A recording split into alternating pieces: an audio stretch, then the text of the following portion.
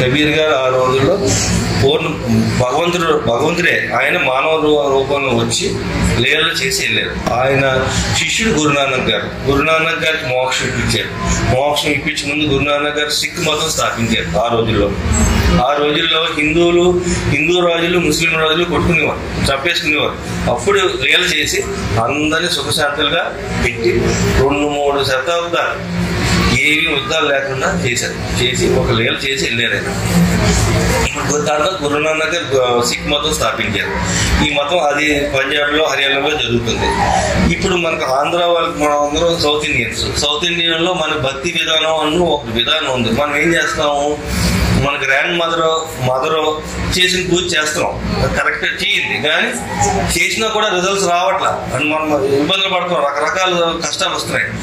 అంటే మనం చేసే విధానం కరెక్ట్గా లేదు, అంతే కదా. ఇప్పుడు ఒక చార్టెడ్ అకౌంటెంట్ కోర్సు చదవాలంటే దాని సిలబస్ ఉంటుంది. IAS చదవాలంటే ఒక సిలబస్ ఉంటుంది. ఆ సిలబస్ ప్రకారం చదివితేనే మనం పాస్ అవుతాం. సిలబస్ రాంగ్గా చదివామనుకోండి పాస్ అవుతాం. ఆ భక్తి విధానం గురువుగా చెప్తారు. సంత రాంపాల్జీ గారు హర్యానాలో ఉన్నారు. ఆయన ఇది అంతా అర్థం చేసుకుని ఆయన చెప్పారు. ఫస్ట్ టైం మనకు సరళంగా నార్మల్ గా ఉండే జీవుడికి ఏం చేయాలో చెప్తున్నారు. ఆయన వస్తుంటారండి ఆశ్రమానికి ఎప్పుడైనా? ఆయన వస్తారు. ఆయన కంటిన్యూడ్ అన్ని ప్లేసుల్లోనూ ఉన్నాయి ఆశ్రమాలు అన్ని. దీని ఆశ్రమం ఈ ప్లేస్ నామ్దాన్ సెంటర్. అంటే ఇప్పుడు థియరీ అంతా తెలుసుకున్నాం, ఈ సబ్జెక్ట్ అంతా తెలుసుకున్నాం ఇది అని. తర్వాత ఏం చేయాలి అంటే, ఎలాగంటే మనం జిమ్కి వెళ్తే మనకి కండలు వస్తాయని అర్థమైంది. కండలు వస్తాయని అర్థం చేసుకుంటే సరిపోదు, జిమ్కి వెళ్ళి ఎక్సర్సైజ్ చేయాలి. అలాగే మనం థియరీ అర్థం చేసుకున్నాం. ప్రాక్టీస్ ఏంటి, మంత్రాలు ఇవ్వబడతాయి. ఆ మంత్రాలు ఏంటి, ఈ భూబ్రహ్మాండానికి అద్భుతులు ఎవరు? బ్రహ్మగారు, విష్ణు, మహేశ్వర, దుర్గాదేవి, గణేశుడు. ఈ 5 పరిపాలిస్తుంటారు.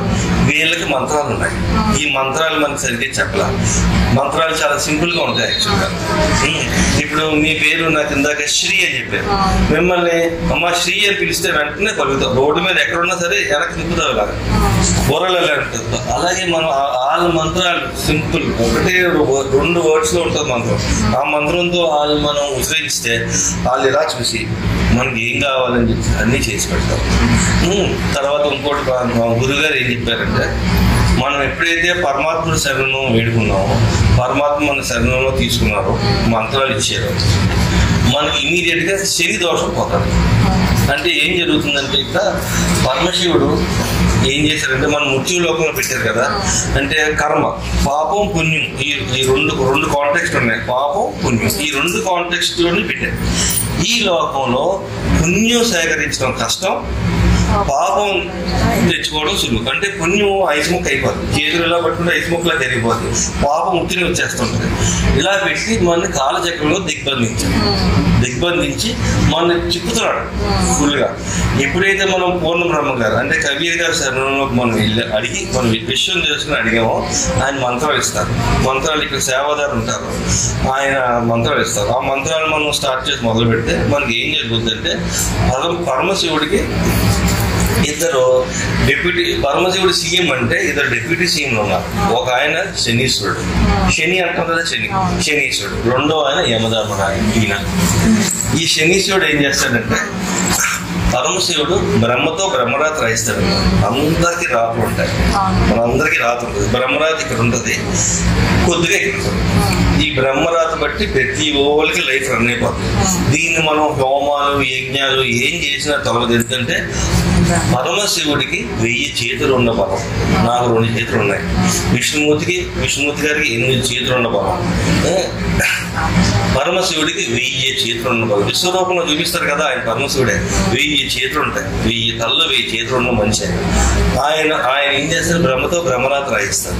ఆ బ్రహ్మరాత్రి మనం చెప్పలేము. సో మనకి ఈ బ్రహ్మరాత్రిని ఎగ్జిక్యూట్ చేయడం అంటే బ్రహ్మరాతని ఎలా జరగాలో చేయడం అన్నది ఈ డెప్యూటీ సీఎం ఎవరు శనీశ్వరుడు చేస్తూ ఉంటాడు, చూస్తాడు ఇది బాబారావు గారికి చేయాలి అనుకుంటే అది వెళ్ళిపోతుంటాయి, ఎన్ని రన్ అయిపోతుంటాయి. మన లైఫ్కి ఒక టైం ఉంటుంది, 55 ఏళ్ళు 60 ఏళ్ళు లైఫ్ స్పాన్ గీసి ఉంటుంది. అప్పుడు యమధర్మరాజు మన చిట్టా చూసి యమభటులను పంపిస్తారు, జరిగిపోతాయి. మన చుట్టూ 10 మంది డాక్టర్స్ ఉన్నా మనం కాపాడలేదు, ఎందుకంటే ఇదంతా రచించుకొని ఉన్నారు. సో ఇందులోంచి మనం ఎలా అంచేతే ప్రారంభ కర్మ సంచిత కర్మ నుంచి మనం ఎస్కేప్ అవ్వలేము అని చెప్పారు కదా. ఎందుకు ఎస్కేప్ అవ్వలేము అంటే బ్రహ్మరాత నుంచి తప్పించుకోలేము కాబట్టి మనం ప్రారంభ కర్మ సంచిత కర్మ నుంచి ఎస్కేప్ అవ్వలేం అని మనకు ఉంది. కరెక్టే, ఎంతవరకు కరెక్టే. కానీ పూర్ణ బ్రహ్మగారు అంటే అనంత కోటి ఇది 21 బ్రహ్మాండాలు, అనంత కోటి బ్రహ్మాండాలకి అధిపతి ఆయనకి ఈ భూలోకం అన్నది ఒక చిన్న రేణు. ఆ అధిపతిని మన తండ్రి గారు, అసలు తండ్రి గారు ఆయన్ని మనం శరణం అడిగితే బ్రహ్మరాజ చెప్పేసి కొత్తగా లైఫ్ స్టార్ట్ చేస్తారు. అంటే ఏంటి, మనల్ని భక్తి పూజ చేయించి మనతో పుణ్యం సేకరించుకునేలాగా కొన్ని పాత పాపాలన్నీ మర్డర్ చెయ్యండి, రకరకాల పిచ్చి పనులన్నీ చెయ్యండి, అయినా కూడా నువ్వు అర్థం చేసుకున్నావు కదా మొత్తం అంతా చెరిపేసి చక్కగా మనకి భక్తి అంటే మొత్తం పుణ్యంతో మన ఈ జన్మ పుణ్యంతో పెట్టి అన్నీ చేస్తారు. మన పుణ్యం మనకు దొరకాలంటే ఎలాగంటే అమ్మా, ఇప్పుడు మన బాబు 10th క్లాస్ చదువుకుంటాం, వాడు చదువుకుంటున్నాం, మనం ఏం చేస్తాం, వాడికి టైంకి ఆహారం పెడతాం, అది చక్కగా ఏసీ పూర్వకాలంలో ఒక టేబుల్ ఫ్యాన్ పెట్టి చదువుకోరా నాయన అని చెప్పి వాడికి ఇంట్లో డిస్టర్బెన్స్ లేకుండా చక్కగా పెట్టి వాడిని చదివిస్తాం. మనం చూసే టీవీ కూడా ఆపేసుకుని ఎన్వైర్న్మెంట్ క్రియేట్ చేస్తాం. అలాగే పరమాత్మ మనకి ఎన్వైర్న్మెంట్ ఎలా క్రియేట్ చేస్తారంటే మనకున్న బాధాబందీలు, ఏ అనారోగ్యాలు, డబ్బుకి లోటు, పిల్లలకి చదువున్న ఉద్యోగం, ఇవన్నీ లోట్లు ఉంటాయి. ఈ లోట్లు అన్నీ మన కష్టాలు. ఈ కష్టాల్లో ఉన్నప్పుడు మనం భక్తి చేయాలి.